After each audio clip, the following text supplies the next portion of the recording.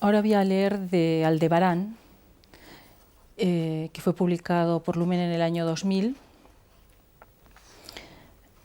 y recoge poemas pues de agosto de 1987 a agosto de 1993. Yo suelo editar bastante tiempo después de haber escrito los poemas. Ahora menos porque ya soy más mayor, ¿no? Pienso, bueno, más vale que los publique, no sea que no llegues ni a tiempo, ¿no?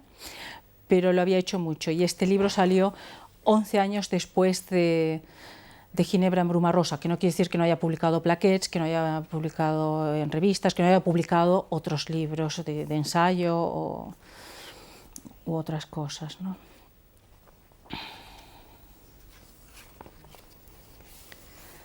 Había pasado 14 años, 2 veces 7, percibiendo las voces más hermosas. Hasta entonces nadie le había explicado que tal aprendizaje no era en vano.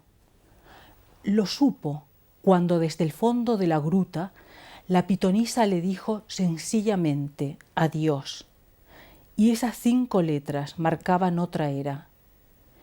Era el inicio más intenso de cualquier final. Era la voz capaz de licuarle las entrañas.